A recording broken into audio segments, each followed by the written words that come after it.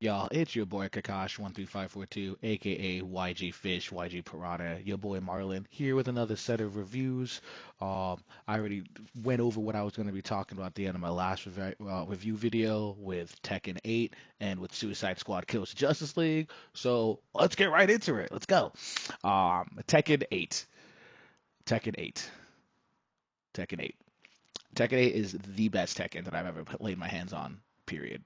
Every single Tekken game that comes out definitely outdoes the previous Tekken game, but this one by far is absolutely the best thing that Tekken has come up with Bandai Namco and their entire team over there. It is the fastest Tekken game. It is the best looking Tekken game. It is the most fun Tekken game that I've ever had because of how fast and how ridiculous the game is. Every single character knows they knew what they were doing when they made every single character, from their designs to their moves to their voices to their voice lines to everything. They did a really, really, really, really good job with the game.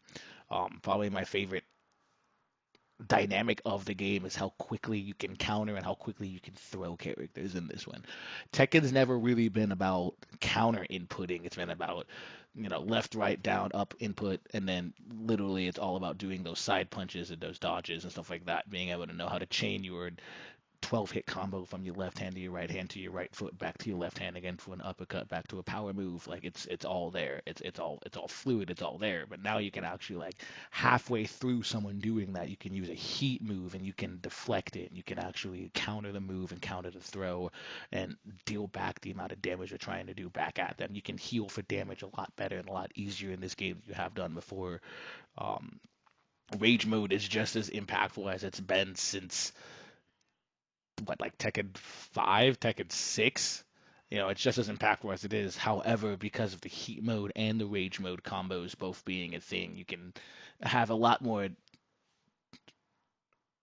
variety when it comes to the amount of combos and what the characters look like flashy wise and flare wise.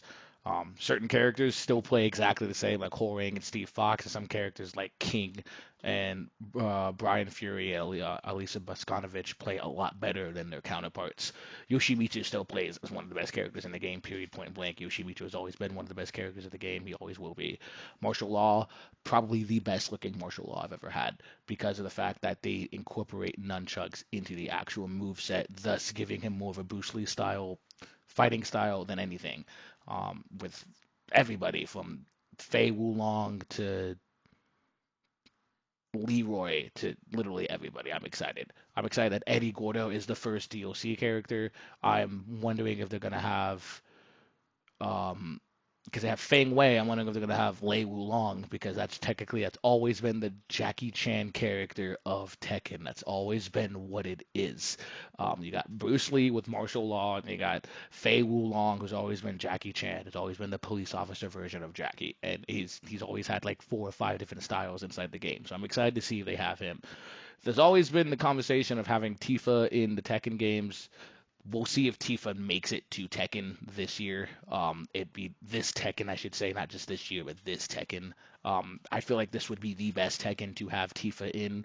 They've had other crossover characters like Geese Howard and Noctis. They had Walking Dead. So they've had a lot of crossover characters in the past, especially in the most previous Tekken. It would be exciting to really, really see what happens with DLC characters for this Tekken because of the way that the game itself plays. And Eddie being their first choice, I think, was really, really smart. So yeah, Tekken 8, it's amazing. There's really nothing that I dislike about the game. I wish there was Tekken Bowling, but they have their own Tekken mini game like they always do. They have the side stories, they have the character art, the character stories. So yeah, no, they did a really, really good job. Tekken 8 now out available on next gen consoles and PC. Definitely go play that. The next and last game that I'll be talking about, because it hasn't really been anything new that's really hit my radar recently, is Suicide Squad Kills the Justice League, which to me is an absolutely blast. Like, I'm having fun. I can't stop playing the game. I think it's really, really fun. Is There's a lot of negative flack out there. There's a lot of hate for the game out there, and unfortunately, I think the hate is there is because it's not a Batman game. Like it's not an Arkham game. Like it's not gonna have the darkness, the nitty grittiness that the Arkham games are gonna have, and it's not Batman. Like I get that they're like Batman needs to be better, Batman. Well, it's not a Batman game. Like that was, Batman already made his video games. That we have four Arkham games. We have Arkham City, Arkham Arkham Asylum, Arkham City, Arkham Origins, and Arkham Knight. We have four Arkham games. If you want to go play Batman, there's four beautiful games where you can go play Batman. This was never supposed to be a Batman game. So me and my uncle, who's the biggest DC fan that I know, who's one of the heaviest gamers that I know, we're talking about it, and it really feels like that's because it's not Batman, that it's just not getting the amount of respect, the amount of love that it needs to get. The game's art style is phenomenal. The graphics are amazing. The speed is amazing. The game plays so much fun. Literally every time I do anything with the character, it inputs exactly how you're supposed to. It has its free flow style where once you start combat, the combat itself just gets faster and faster. It gets more tricky to keep up that flow, which that's how it was in Batman. Like the story is insane. Like the Justice League characters are done very well. You have the Justice League, you have Lex Luthor, you have Brainiac as the bad guy. Like you got Kevin Conroy as Batman, which is one of the bigger selling points of the game, and they gave him a lot of voice. Like one of the best and early moments in the game is when you go into a museum of some kind and you end up having to avoid Batman taking you down. Is like how Batman did in the video games. Just like how in the original Arkham games, when you were playing as Batman and you would try to take down bad guys, and the bad guy would talk condescending things and try to make you feel bad for, trying to get in your head to get you to fail and stuff like that. Batman is the one on the comms trying to get you to fail and try to get in your head and make the Suicide Squad fail their mission because it's just as much as a mind game as it is a physical game. So I truly think Rocksteady, the team at Rocksteady, did a good job, especially because they're able to keep Kevin Conroy and keep Tara Strong both as voice actors and actresses for this game. Tara Strong is Harley Quinn. She's been Harley Quinn since Arkham Asylum. So it's exciting that they have kept those two voice actors, Kevin Conroy and rest in peace, and Tara Strong, and then they kept as much of the story going. Like I believe they have the same voice actor for Oswald Cobblepot for Penguin, so they kept that going. It's I believe 5 years after Arkham Knight, so it's a legitimate continuation of the story. So is it a perfect game? No, no. Like one of the bigger bugs that me and my uncle experienced when we first played is there's supposed to be one member of each member of the Suicide Squad on your team. And the first night that we played together, there was two dead shots running around. Is the game perfect? No. Is the game fun? Does it deliver as a full-fledged game? Yes.